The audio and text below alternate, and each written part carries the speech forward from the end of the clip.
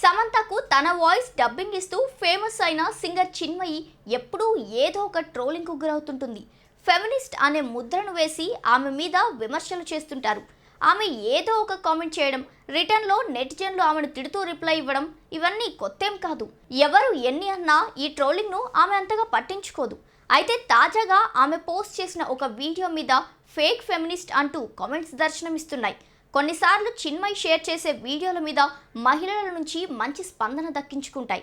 కానీ తాజాగా అన్నపూర్ణమ్మ రీసెంట్గా ఓ ఇంటర్వ్యూలో కట్టు బొట్టు ఇలా చాలా విషయాల మీద మాట్లాడింది.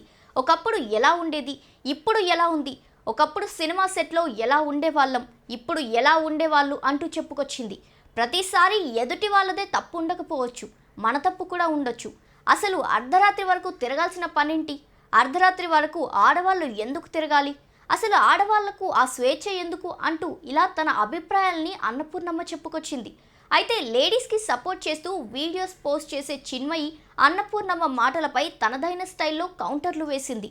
మనకు ఇష్టమైన ఆర్టిస్ట్ ఇలా మాట్లాడితే బాధగా ఉంటుందని ఆమె చెప్పిన లాజిక్ ప్రకారం ఇక ఎమర్జెన్సీ సర్వీసులు అంటూ ఉండొద్దు, డాక్టర్లు పనిచేయొద్దు, సాయంత్రం 6 అయితే ఇంటికి వచ్చేయాలి, ఏమైనా ఎమర్జెన్సీ ఆపరేషన్ అవసరం పడ్డా కూడా తెల్లారే వరకు వెయిట్ చేసి ఆ తర్వాత హాస్పిటల్కి వెళ్ళాలి అంటూ ఇలా చాలా సెటరికల్గా మాట్లాడింది. So based on her rules medical emergencies కనుక ఏదన్నా యాక్సిడెంట్స్ కానీ ట్రామా కేసెస్ కానీ జరిగితే so sunrise to sunset మాత్రమే జరగాలి, నర్సెస్ ఉండకూడదు, లేడీ డాక్టర్స్ ఉండకూడదు. ఈవిడ గారు కానీ ఈవిడ తెలిసినటువంటి ఎవరికైనా మన అందరికీ ఏదైనా మెడికల్ ఎమర్జెన్సీస్ వస్తే లేడీ డాక్టర్స్ అస్సలు ఉండకూడదమ్మా. ఇక చిన్మయి వీడియో మీద దాదాపు మెజారిటీ నెటిజన్లు మండిపడుతున్నారు, చిన్మయిని విమర్శిస్తున్నారు.